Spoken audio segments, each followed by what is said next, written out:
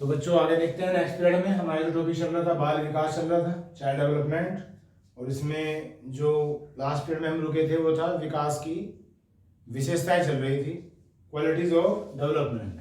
तो उसी से आगे बात करते हैं। तो जो हमारा हेडिंग था वो मेन हेडिंग था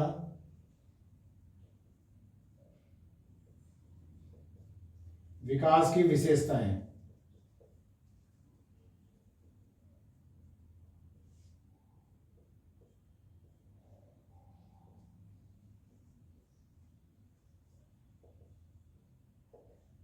क्वालिटीज ऑफ डेवलपमेंट।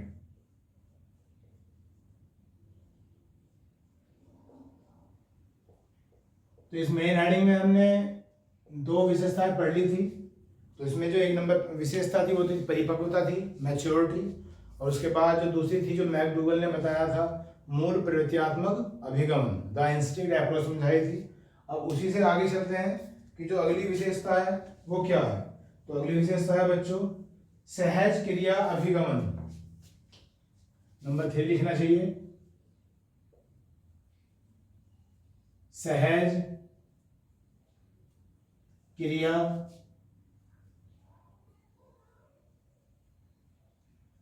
अभिगमन। इंग्लिश में बोल सकते हैं द रिफ्लेक्स अप्रोच। पहले शब्द को समझते हैं। ये विशेषता है किसकी? विकास की, यानी डेवलपमेंट। सहज क्रिया अभिगमन तो है ये कि सहज क्रिया की कुछ ऐसी स्थिति होगी जिसमें उस बच्चे से किसी माहौल, किसी वातावरण के प्रति संगठित होने के लिए या उसमें एडजस्ट होने के लिए, उसमें व्यवस्थित होने के लिए कोई ना कोई क्रिया हो जाएगी, कोई ना कोई एक तरह से एक्शन हो जाएगा, और उस तरह के एक्शन होने को ही क्या कहा गया है? सहज क्रिया अभिगमन कहा गया है, जिसे इंग्लिश में क्या कहते हैं? द रिफ्लेक्स अप्रोच कहते हैं। तो ये तो शब्द के मायने हो गए, और इसे थोड़ा सा और अच्छा समझ लेते हैं कि कैसे हम इसे समझ सकते हैं। क्या मैं ऐसे समझा सकता हूँ आपको? जैसे जब कोई बच्चा एक नए वातावरण में जाता है तो प्रत्येक बच्चे में कुछ ना कुछ गुण होते हैं, अपने स्वाभाविक गुण होते हैं। उसमें शारीरिक गुण है, उसमें मानसिक गुण है, मेंटल क्वालिटीज हैं, कुछ संवेग है उसके अंदर, कुछ इमोशंस हैं, प्रेम है, भय है, क्रोध है। तो ये सब उसके गुण हैं जो उसके शरीर में समावेशित हैं। जब वो एक नए वातावरण में जाता है तो अपने उन गुणों के साथ उस नए वातावरण में एडजस्ट होने का प्रयास करता है, स्थापित होने का प्रयास करता है, और उस नए वातावरण में अपने उन मूल गुणों के साथ जो वो क्रिया करेगा, जो वो वहाँ रिएक्शन करेगा, बस उसे कहा जाता है सहज क्रिया अभिगमन, द रिफ्लेक्स अप्रोच।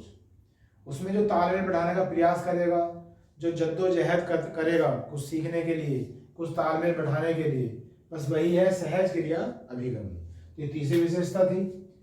उसके बाद जो नंबर 4 विशेषता है वो है संगठित प्रक्रिया। संगठित प्रक्रिया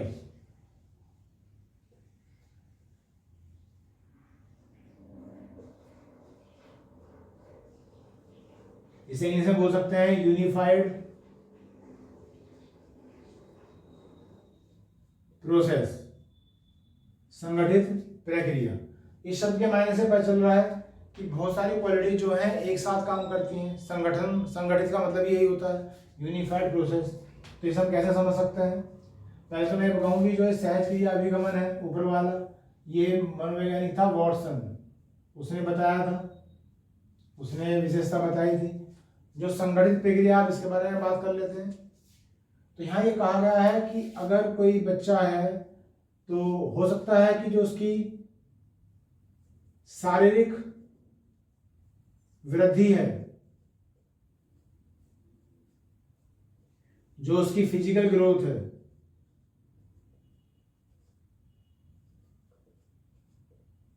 या उसे कहना चाहिए कि अगर मान लिया उसे शारीरिक दृष्टि से देखा जाए तो हो सकता है उसकी जो शारीरिक वृद्धि दिखाई दे रही हो वो 8 वर्ष की दिखाई दे रही हो, वो बच्चा 8 वर्ष के जैसा दिखाई दे रहा हो। लेकिन जो उसकी मानसिक वृद्धि है, उसे मानसिक दृष्टि से देखा जाए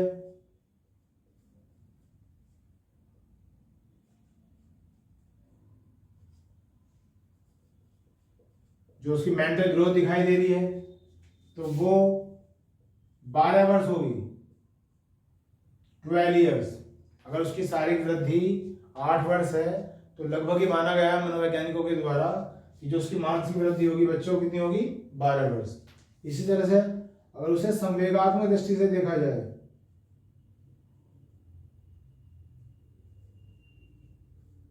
संवेगात्मक वृद्धि का आकलन किया जाए,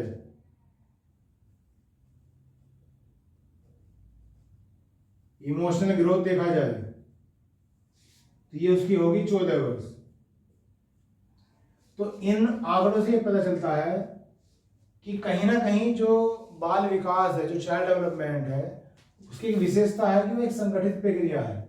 उसे हम किसी बंधन में नहीं बांध सकते, उसे हम कहीं उसे निश्चित नहीं कर सकते, उसे हम लिमिटेड नहीं कर सकते, क्योंकि विकास तो सतत प्रक्रिया है जो लगातार होती रहती है, जो लगातार चलती रहती है बिना किसी अवरोध के, जैसे हमने पीछे पढ़ा है। तो इस एग्जाम्पल के द्वारा बताने का प्रयास किया गया है कि अगर किसी बच्चे की शारीरिक वृद्धि, फिजिकल ग्रोथ 8 वर्ष हो तो मानसिक वृद्धि उसकी 12 साल हो सकती है और संवेगात्मक वृद्धि उसकी 14 साल हो सकती है। और जो उसका विकास है, जो ऑल ओवर डेवलपमेंट है उस बच्चे का, वो सब इन गुणों को एक साथ लेके चल रहा है। तो वो कहीं ना कहीं क्या है, संगठित प्रक्रिया है, एक यूनिफाइड प्रोसेस है। इसे हम चाह के भी अलग अलग नहीं कर सकते कि शारीरिक वृद्धि अलग कर ली या मानसिक दृष्टि से अलग देख लिया या संवेगात्मक दृष्टि से अलग देख लिया।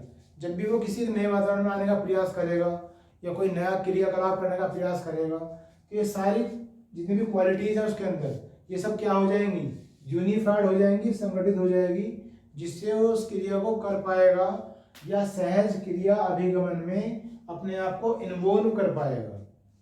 तो ये बच्चों एक विशेषता हो गई बाल विकास की संगठित प्रक्रिया। तो हमने अभी पढ़ा कि बाल विकास की जो विशेषताएं होती हैं वो 4 होती हैं, जिनमें 2 हमने पहले पीरियड में कर ली थी और 2 ही इस पीरियड में हैं। तो एक बार दोबारा से रिवाइज कर लेते हैं। जो पहली विशेषता थी वो क्या थी, परिपक्वता, मैच्योरिटी। तो उसमें आपको ये बताया गया है कि प्रत्येक बालक जब कोई नया काम करता है तो उसमें मैच्योर नहीं होता, उसे वो सीखने का प्रयास करता है, गलतियां करता है और धीरे धीरे जैसे जैसे वो प्रैक्टिस करता रहता है उसमें कहीं ना कहीं मैच्योरिटी आ जाती है, परिपक्वता आ जाती है या परिपक्वता के करीब पहुंच जाता है। तो ये एक विशेषता बताई गई थी। उसके बाद नंबर 2 विशेषता थी जो मैकडूगल ने दी थी, मूल प्रत्यात्मक अभिगमन, द इंस्टिंक्ट अप्रोच। तो उसमें आपको समझाया गया था कि प्रत्येक मानव में या प्रत्येक जाति में कहीं ना कहीं एक मूल प्रवृत्ति होती है और उसका जो झुकाव होता है उस मूल प्रवृत्ति की ओर ही होता है, जिसे बोला जाता है मूल प्रत्यात्मक अभिगमन। और ये विशेषता मैकडूगल ने दी थी, जैसे मैंने आपको समझाया था। तो इस चीज को स्पष्ट करने के लिए उन्होंने उदाहरण लिया था किसका, महिलाओं का। तो उन्होंने कहा था कि महिलाओं में कुछ मूल प्रवृत्ति होती है, कुछ मूल प्रत्यात्मक गुण होते हैं और ये बताया था कौन से गुण होते हैं, मातृत्व के गुण होते हैं। उनमें सहनशीलता होती है, सामाजिकता होती है, विनम्रता होती है, पुरुषों के मुकाबले कहीं ज़्यादा होती है। तो इस चीज़ को प्रूव करने के लिए उन्होंने जो मादा चिंपैंजी थी उसके हार्मोन्स नर चिंपैंजी के शरीर में पहुंचा दिए थे और पहुंचाने के बाद ये देखा गया कि जो नर चिंपैंजी है उसका जो व्यवहार था उसमें काफ़ी परिवर्तन देखने को मिले। उसमें सामाजिकता आ गई, विनम्रता आ गई, सहभागिता आ गई और ये देखा गया कि कहीं ना कहीं जो मूल प्रवृत्ति होती है किसी जाति विशेष की वो किसी भी परिस्थिति में बदल नहीं सकती और इसी विशेषता को मूल प्रत्यात्मक कहा गया था, द इंस्टिंक्ट अप्रोच कहा गया। उसके बाद नंबर 3 है सहज क्रिया अभिगमन। रिवाइज करवा रहा हूँ आपको एक बार और। ये वाटसन ने बताया था, वाटसन ने कहा था कि प्रत्येक बच्चे में, प्रत्येक मानव में कहीं ना कहीं उसके अपने गुण होते हैं, शारीरिक गुण होते हैं, मानसिक गुण होते हैं और संवेगात्मक गुण होते हैं। कुछ संवेग होते हैं उसके अंदर, प्रेम हो सकता है, भय हो सकता है, क्रोध हो सकता है।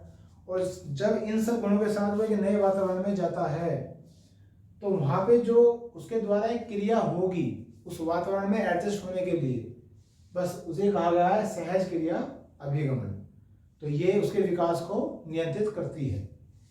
संगठित विज्ञान में बताया गया कि शारीरिक वृद्धि भी जरूरी है, मानसिक वृद्धि भी जरूरी है, संवेगात्मक दृष्टि से हुई वृद्धि भी जरूरी है और ये सब किसी भी क्रिया को करने के लिए इनका यूनिफाइड होना जरूरी है, संगठित होना जरूरी है।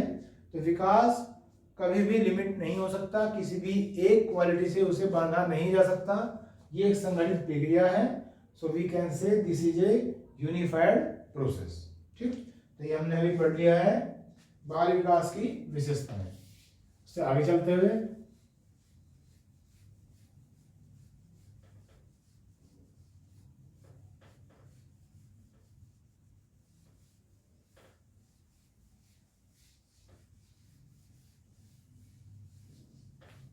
नेक्स्ट हेडिंग है बच्चों,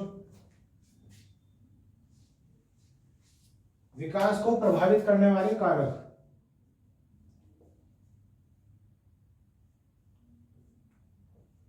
विकास को प्रभावित करने वाले कारक, ये मेन हेडिंग है। इनमें से बोला जाए फैक्टर्स अफेक्टिंग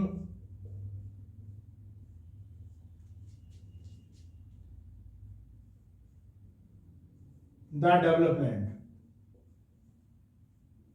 तो इस हेडिंग के द्वारा हम ये सीखेंगे कि वे कौन से कारक हैं, वे कौन से फैक्टर हैं जो किसी बच्चे के विकास को प्रभावित करते हैं। तो उसमें सबसे पहले जो आता है वो आता है बुद्धि।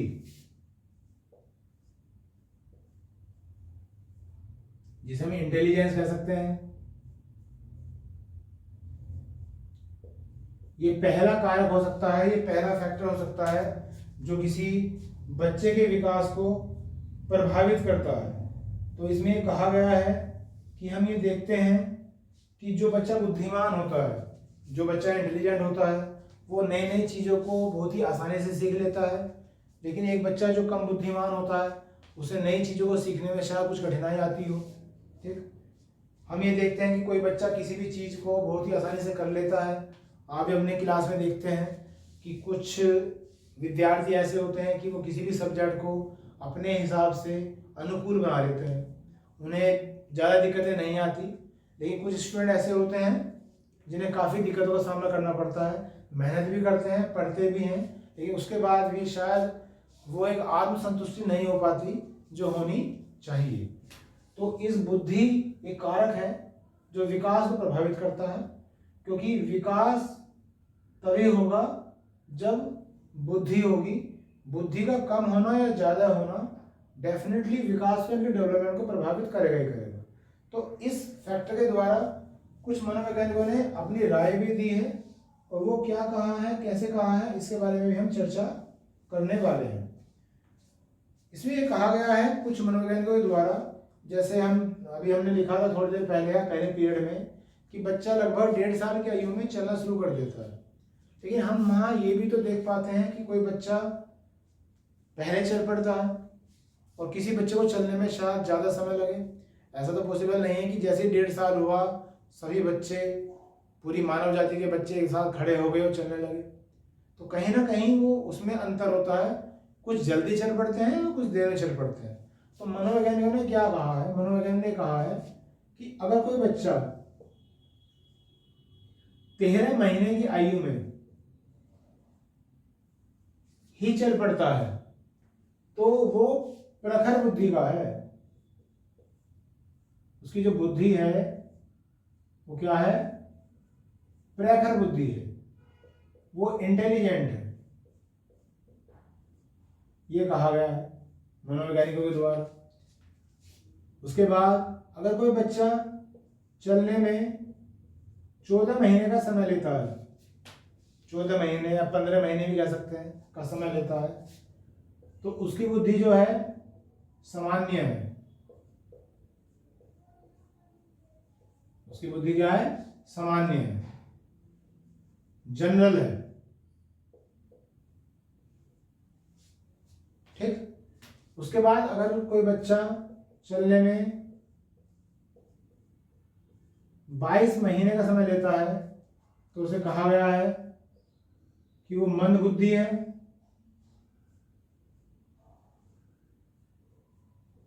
जिसे बोलते हैं फीबल माइंडेड। और अगर कोई बच्चा चलने में 33 महीने का समय लेता है,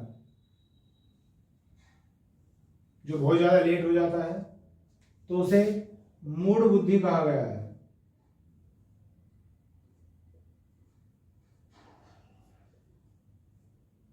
जिसे इडियट कह देते हैं। तो मनोवैज्ञानिकों द्वारा ये जो एक क्लासिफिकेशन किया गया, ये बताने का प्रयास किया गया है कि किसी भी बच्चे के विकास में एक कारक होता है, एक फैक्टर होता है जिसे बुद्धि का नाम दिया गया है, इंटेलिजेंस, और ये कहीं ना कहीं उस बच्चे के विकास को प्रभावित करेगी ही करेगी। और जैसे ये बुद्धि प्रभावित करेगी तो उसका सामाजिक विकास, या जो मैंने आपको 8 तरह के विकास समझाए थे, वे कहीं ना कहीं अवरुद्ध हो जाएंगे। उनकी गति समान रूप से विकसित नहीं हो सकती, उनमें अवरोध आने शुरू हो जाएंगे। और अक्सर ये देखा जाता है कि कोई बच्चा अलग अलग विकास में बहुत तेजी से आगे निकल जाता है और कोई बच्चा बहुत पीछे रह जाता है। किसी की सामाजिक बुद्धि बहुत ज़्यादा होती है, किसी की सामाजिक बुद्धि बहुत कम होती है, किसी की संवेगात्मक बुद्धि बहुत ज़्यादा होती है, किसी की संवेगात्मक यानी कि इमोशनल जो बुद्धि होती है, इंटेलिजेंस, वो बहुत कम होती है। तो ये इन सब चीज़ों को इकट्ठा करके ये सोचा गया है कि बुद्धि एक कारक है, इंटेलिजेंस एक फैक्टर है जो विकास को प्रभावित करेगा। और कुछ ऐसा कहा गया है कि जो बच्चा 13 महीने की आयु में ही चल पड़े तो वो काफ़ी इंटेलिजेंट देखा जाएगा आने वाले जीवन में, प्रखर बुद्धि होगी उसकी। अगर वो बच्चा 14 महीने या 15 महीने का समय ले, जो सामान्य होता है, तो उसकी बुद्धि भी सामान्य ही होगी। और कोई बच्चा अगर 22 महीने का समय ले चलने में, जो काफ़ी लेट है, तो कहीं ना कहीं वो मंद बुद्धि है या आने वाले समय में उसे प्रॉब्लम हो सकती है, जिसे फीबल माइंडेड कहा गया है।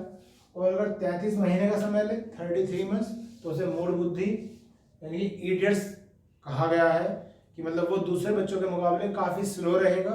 आने वाले समय में उसके लिए सारी चीज़ें काफ़ी आसानी से होने वाली नहीं है। तो बच्चों, ये पहला फैक्टर है क्या, बुद्धि, और हम क्या कर रहे हैं, फैक्टर ही कर रहे हैं। उसके बाद दूसरा फैक्टर हो सकता है ग्रंथियों का स्राव।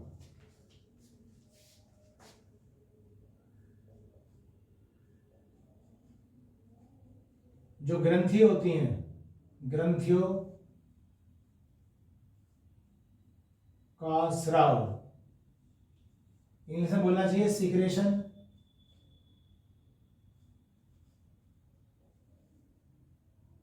Of glands, secretion of glands.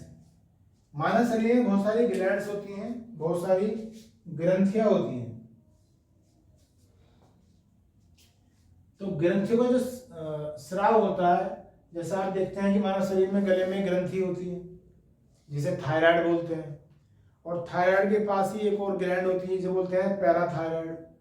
तो इनसे कुछ हार्मोन्स भी निकलते हैं, जैसे थायरॉक्सिन निकलता है। तो ये माना गया है कि कहीं ना कहीं ये विकास को प्रभावित करता है।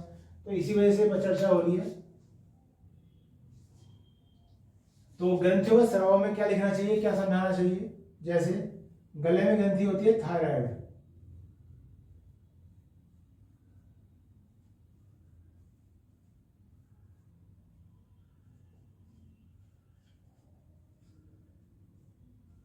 और इसी के पास एक होती है पैराथायराइड।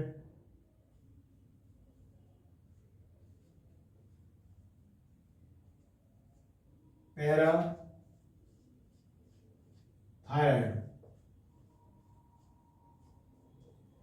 तो इन ग्रंथियों से जो है हार्मोन्स का सीक्रेशन होता रहता है, हार्मोन्स निकलते रहते हैं।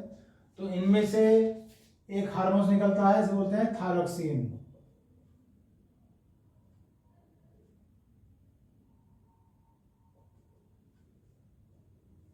थायरॉक्सिन हार्मोन्स निकलता है, और ये कहा गया मनोवैज्ञानिकों के द्वारा कि अगर ये हार्मोन्स कम निकले तो बच्चे कम एक्टिव रहेगा। अगर मान लिया बच्चा एक्टिव ज़्यादा है, उसकी सोचने की समझने की शक्ति ज़्यादा है, तो कहीं ना कहीं उसमें जो थायरॉक्सिन है वो एक लगातार एक अच्छी मात्रा में सीक्रेट हो रहा है, निकल रहा है। अगर बच्चों की जो बुद्धि है वो सामान्य नहीं है, उनके जो क्रियाकलाप है वो काफ़ी स्लो है दूसरे बच्चों की तुलना में, तो ये माना गया है कि जो थायरॉक्सिन जितना निकलना चाहिए जितना स्राव होना चाहिए उतना सीक्रेट नहीं हो रहा है थायराइड नाम की ग्रंथि से। तो ये माना गया है कि कहीं ना कहीं जो ग्रंथियों का स्राव है, जो सीक्रेशन ऑफ ग्लैंड है, जो ग्लैंड्स हैं, वो भी कहीं ना कहीं बाल विकास को प्रभावित करते हैं। तो ये आपका दूसरा टॉपिक हो गया, थायराइड, पैराथायराइड से निकलने वाला एक हार्मोन जिसे क्या बोलते हैं, थायरोक्सिन बोलते हैं।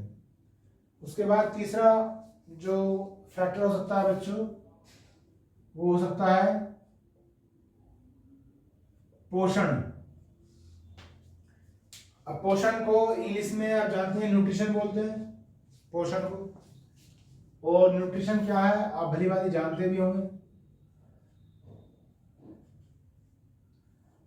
अगर किसी बच्चे के आहार में पोषक तत्व ना हो, खनिज ना हो, कैल्शियम है, फास्फोरस है, आयरन है, आयोडीन है, विटामिन है, प्रोटीन है, अगर ये सब ना हो या बहुत कम मात्रा में हो तो कहीं ना कहीं उसका शारीरिक विकास रुक जाएगा। शारीरिक विकास में अवरोध होगा तो कहीं ना कहीं मानसिक विकास भी रुकेगा। तो ये सब चीज़ें बताई गई हैं कि विकास को प्रभावित जो करता है ये भी एक फैक्टर है। तो हर एक बच्चे के लिए जो पोषण है, जो उसका पोषण स्तर है वो बहुत अच्छा होना जरूरी है, ताकि इसे सब चीज़ उसके शरीर को मिले और उसका विकास जो है लगातार बिना रुके आगे होता रहे। तो विकास को प्रभावित करने वाले कारक जो हैं कितने हो गए, 3 हो गए बच्चों। नंबर 1 बुद्धि, इंटेलिजेंस। नंबर 2 ग्रंथियों का स्राव, सीक्रेशन ऑफ ग्लैंड्स। और नंबर 3 पोषण, दैट मीन्स न्यूट्रिशन।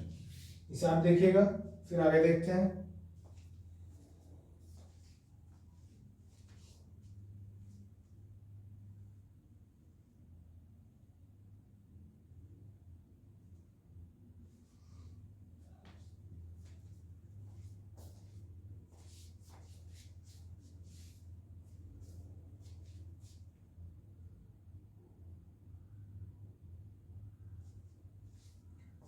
चलिए आगे चलेंगे।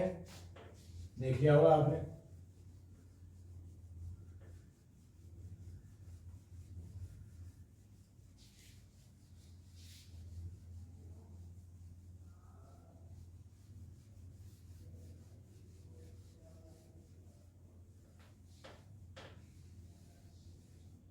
उसके बाद बच्चों नेक्स्ट हेडिंग है विकास की अवस्थाएं।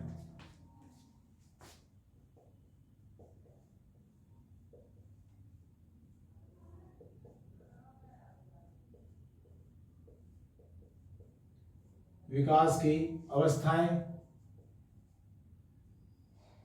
इसे बोल सकते हैं स्टेजेस ऑफ डेवलपमेंट। ये हेडिंग है आपका, मेन हेडिंग है। विकास की अवस्थाएं जो है अलग अलग मनोवैज्ञानिकों द्वारा अलग अलग तरह से डिफाइन कर रखी हैं। कम से कम 7 या 8 मनोवैज्ञानिक हैं जिन्होंने अपनी अपनी राय के अनुसार इसकी अवस्थाएं बताई हैं, लेकिन उनमें से 2 मुख्य हैं। इसमें नंबर 1 तो है रोज। तो सबसे पहले रोज के अनुसार देखते हैं, ROSS, ये मनोवैज्ञानिक का नाम है रोज। तो रोज के अनुसार जो विकास की अवस्थाएं होंगी अकॉर्डिंग टू रोज, वो क्या क्या होंगी और कैसे इसने डिफाइन किया है, इसे देखेंगे। तो इसमें कहा गया है कि जो शैशव अवस्था होती है, नंबर 1, जो शैशव अवस्था होती है जिसे इंग्लिश में कहा जाता है इन्फेंसी, वो बच्चों होती है 1 से 3 वर्ष तक। मैंने कहा ना कि अलग अलग मनोवैज्ञानिकों ने अलग अलग बताया है, किसी ने कम बताया, किसी ने ज्यादा बताया है। तो ये जो बताया जा रहा है किसके अनुसार बताया जा रहा है, रोस नाम के मनोवैज्ञानिक के अनुसार बताया जा रहा है। तो इसने अवस्था बताई कि जो शैशव अवस्था होती है, इन्फेंसी जो होती है, वो 1 से 3 वर्ष तक की आयु तक होती है। उसके बाद है आरंभिक या प्रारंभिक बाल्यकाल, नंबर 2 बताया गया है। आरंभिक बाल्यकाल, इसे बोल सकते हैं अर्ली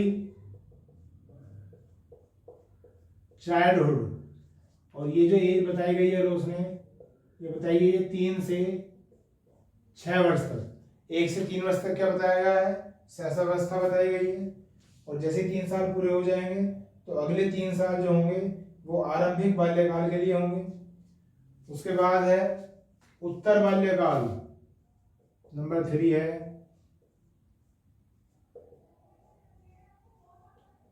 उत्तर बाल्यकाल, इन्हीं से बोल सकते हैं लेटर चाइल्डहुड, लेटर चाइल्डहुड। और ये बताया गया है 6 से 12 वर्ष की आयु, इस अवस्था को उत्तर बाल्यकाल का नाम दिया है रोस ने। उसके बाद आया है किशोरावस्था, है ये एडोलेसेंस, नंबर 4 है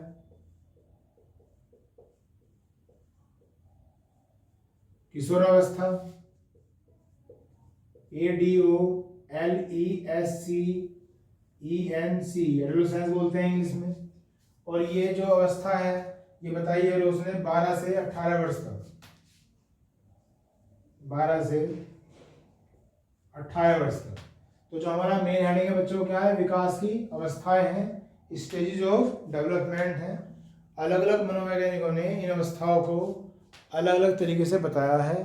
तो अभी जो आपको बताया गया है ये बताया गया है कि रोस नाम के मनोवैज्ञानिक ने इसे किस तरह से डिफाइन किया है। उसने 4 अवस्थाएं बताई हैं केवल, कि शैशवावस्था जो होगी इन्फेंसी बोलेंगे, 1 से 3 वर्ष तक की आयु के लिए होगी।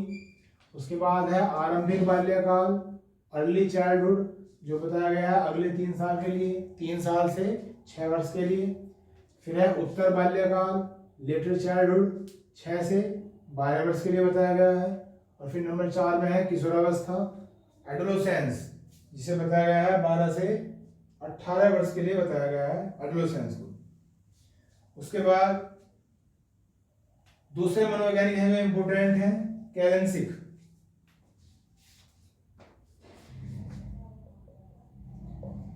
KALENSIC। तो कैलेंसिक के अनुसार, अकॉर्डिंग टू कैलेंसिक, जो विकास की अवस्थाएं हैं वो किस तरह से उन्होंने चित्रित की है, किस तरह से बताया है, उसके बारे में बात करेंगे। ये भी काफी इंपॉर्टेंट है। इन्होंने नंबर 1 कहा है गर्भाधान से जन्म तक। नंबर 1 में कहा गया है गर्भाधान से जन्म तक। इस समय को उन्होंने पहली अवस्था माना है कि जब गर्भ का धारण होगा तब से लेकर जब बच्चे का जन्म होता है तब तक जो अवस्था होगी वो कोलसनिक के अनुसार पहली विकास की अवस्था होगी। इसे पूर्व जन्म काल भी कहा गया है, इसे दूसरा नाम भी दिया गया है पूर्व जन्म काल, जिसे इंग्लिश में बोल सकते हैं पेरेंटल पीरियड, प्रीनेटल पीरियड बोल देते हैं, prenatal period, PRENATAL, prenatal period कह दिया जाता है पूर्व जन्म काल। तो कैलेंसिक के अनुसार जो पहली अवस्था है वो गर्भाधान से जन्म तक बताई गई है, जिसे पूर्व जन्म काल माना गया है, और इनसे क्या कहा जाता है प्रीनेटल पीरियड। उसके बाद जो शैशवावस्था थी, जो इन्फेंसी थी, रोस ने तो सिर्फ एक बार ही लिखा है, इन्होंने शैशवावस्था के भी 3 भाग कर दिए हैं, प्रारंभिक, उत्तर, इस तरह से। तो सबसे पहले इन्होंने कहा है नवशैशव अवस्था, यहां लिख लेते हैं नवशैशव अवस्था, इंग्लिश में बोल सकते हैं नियोनेटल।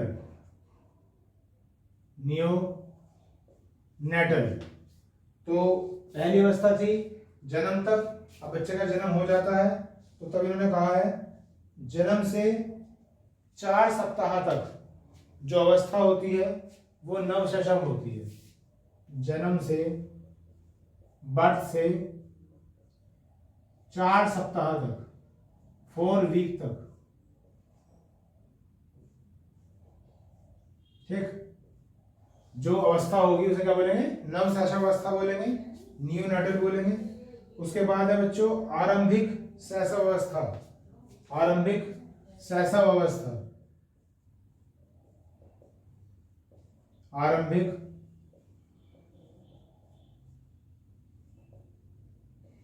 शैशव अवस्था, इसे बोलते हैं early natal, early natal stage बोलेंगे। अब हम कहाँ तक आ गए थे? जन्म से 4 सप्ताह तक आ गए थे। तो उसके बाद ये है 15 महीने तक, यानी कि 4 सप्ताह से 15 महीने तक। तो बस यहाँ मैं महीने लिख रहा हूँ। 15 महीने तक की जो अवस्था होगी, अब इसे बोला जाएगा आरंभिक शैशव। उसके बाद है उत्तर शैशव, नंबर 4 है उत्तर शैशव अवस्था। लेटर नेटल स्टेज, और ये होती है 30 महीने तक, 30 महीने तक, यानी कि 15 महीने तो आ चुका था। उसके बाद 15 महीने से लेकर 30 महीने तक जो अवस्था होती है उसे कहते हैं उत्तर शैशव अवस्था। लेटर या लेट इन्फेंसी बोल देते हैं, शैशव अवस्था। ये गलती हो गई बच्चों, नेटल लिख दिया मैंने, इन्फेंसी है इंग्लिश में।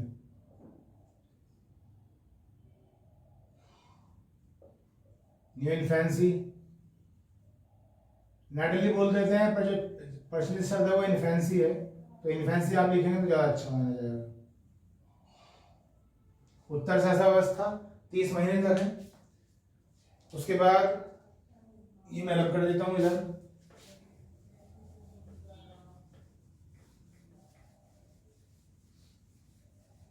ये जो है कैरेंसिक ने अवस्थाएं दी हैं, और अभी इसमें और भी स्टेज है।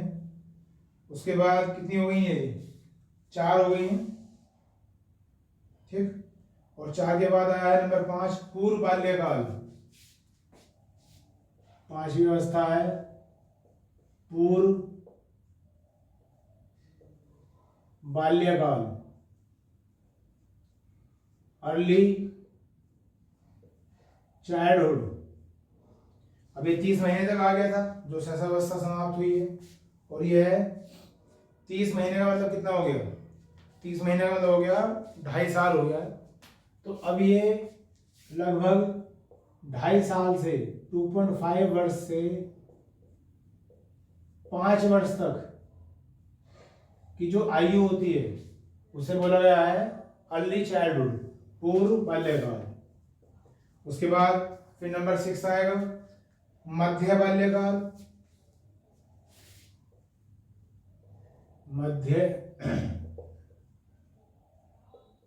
बाल्यकाल जिसे बोल सकते हैं मिडिल चाइल्डहुड।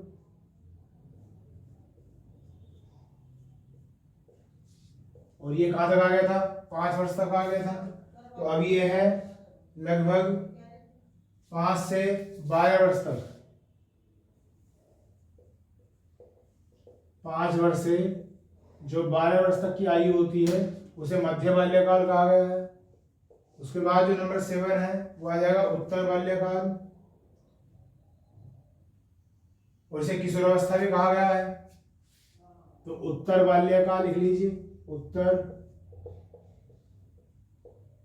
बाल्यकाल। लेटर चाइल्डहुड, और इसे ही किशोरावस्था भी कह दिया गया है कैलेंसिक के द्वारा।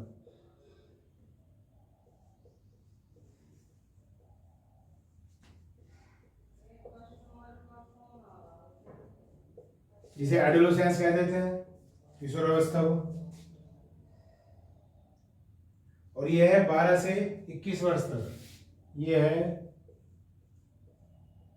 12 वर्ष से जो 21 वर्ष तक की आयु होती है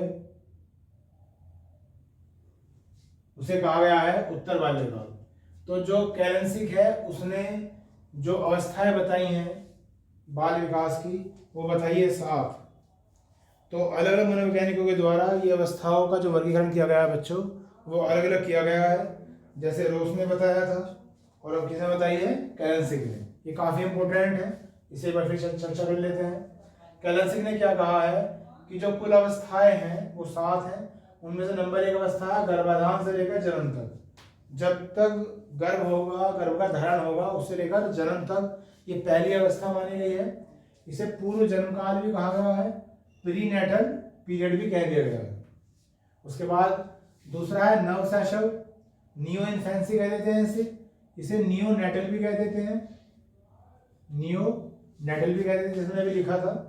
और ये जन्म से 4 सप्ताह तक है। अब बच्चे का जन्म हो जाता है तो बच्चे के जन्म से लेकर जो 4 सप्ताह का जो समय होता है, जो माना गया है, उस अवस्था को कैलेंसिक के द्वारा नवशैशव अवस्था बोला गया है। ये बात आप याद रखें, जब आप किसी बुक में पढ़ें या किसी क्वेश्चन पेपर में पढ़ें तो ये अवस्थाएं अलग अलग वैज्ञानिकों के द्वारा, अलग अलग मनोवैज्ञानिकों के द्वारा अलग अलग बताई गई हैं। इनमें एक का कंपैरिजन दूसरे से नहीं हो सकता। ठीक, तो अगर आपने ये याद कर रखी है तो कैलेंसिक के द्वारा है, और पहले वाली याद कर रखी है तो रोज के द्वारा है। इसलिए इनमें कहीं ना कहीं उतारे चढ़ाव आ भी जाते हैं। और ये भी देखा जाता है कि परीक्षा में कुछ कॉमन क्वेश्चन ऐसे भी आते हैं कि भाई पूर्व बाल्यावस्था कब से कब तक है, उसमें किसी मनोवैज्ञानिक का नाम नहीं दिया जाता, सिर्फ जनरली पूछ लिया जाता है कि किशोरावस्था कब से कब तक होगी, शैशवावस्था कब से कब तक होगी। तो वो एक जनरल वे में लिखवाया जाएगा, जनरल वे में आपको बताया जाएगा, वो कुछ समय बाद बताया जाएगा एग्जाम पॉइंट ऑफ व्यू से। अभी आपको जो बताया जा रहा है वो मनोवैज्ञानिकों के नामों के साथ बताया जा रहा है। तो अभी तो फिलहाल आप इस पर कंसंट्रेट करें और किसी भी तरह का जो कन्फ्यूजन आपके दिमाग में है उसे ना पालें। ठीक, उसके बाद है आरंभिक शैशवावस्था, अर्ली इन्फेंसी बोल देते हैं। तो लगभग 4 सप्ताह से लेकर 15 महीने तक की जो आयु होती है बच्चे की, वो आरंभिक शैशवावस्था है। उसके बाद है उत्तर शैशवावस्था, लेटर इन्फेंसी बोल देते हैं। लगभग 15 महीने से लेकर 30 महीनों तक जो अवस्था होती है उसे उत्तर शैशवावस्था कहा जाता है। और 30 महीने का मतलब हो गया 12 दूनी 24 6 30, 2.5 साल। तो 2.5 साल तक अवस्था कर ली गई है। उसके बाद है बच्चों 5वीं बाल्यकाल शुरू हो जाता है और ये शैशवावस्था समाप्त कर दी गई है कैलेंसिक के द्वारा। पूर्व बाल्यकाल, अर्ली चाइल्डहुड, तो 2.5 साल से 5 साल की जो आयु होती है उसे पूर्व बाल्यकाल कहा गया है। फिर है मध्य बाल्यकाल, मिडिल चाइल्डहुड, 5 वर्ष से लगभग 12 वर्ष तक की आयु तक को बोला गया है। फिर है उत्तर बाल्यकाल, लेटर चाइल्डहुड, और इसी को फिर क्या कह दिया गया? किशोरावस्था। तो इस 7वें पॉइंट को आप इस नाम से पहचान लें या इस नाम से पहचान लें, वो एक ही बात होगी कैलेंसिक के द्वारा, हमेशा नहीं। ठीक, और ये आयु है 12 वर्ष से 21 वर्ष तक। तो इस तरह से जो हमने अभी सीखा है बच्चों, ये सीखा है कि विकास की अवस्थाएं क्या हैं और रोस ने उसे किस तरह से डिफाइन किया है और कैलेंसिक ने उसे किस तरह से डिफाइन किया है। ठीक, आगे देखेंगे।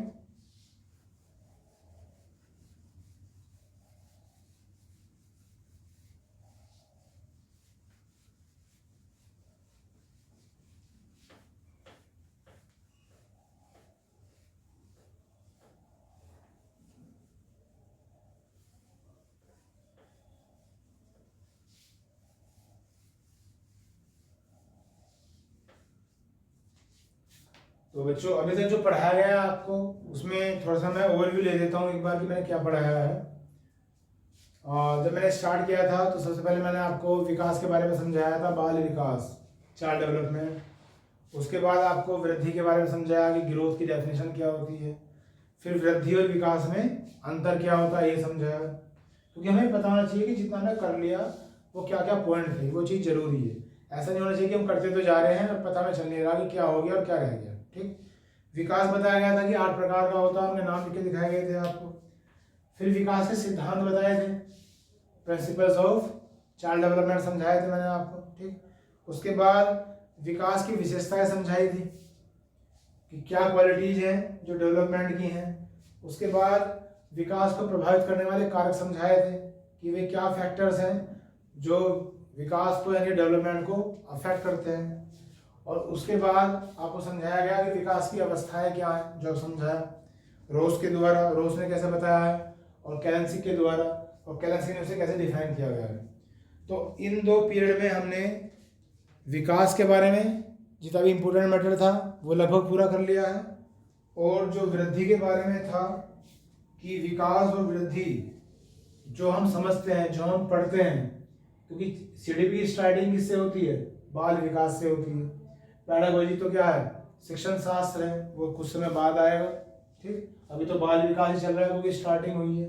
तो सबसे पहले हमें समझना जरूरी था कि इन टर्म का मतलब क्या है, बाल विकास क्या है, वृद्धि क्या है, इन दोनों टर्म में क्या संबंध है या क्या अंतर है, ये सब चीज़ें हम समझ चुके हैं। बस इस पीरियड को मैं यहीं समाप्त करता हूँ और अगले पीरियड में फिर मैं आगे आपको पढ़ाऊँगा। चलिए, thank you very much. Okay.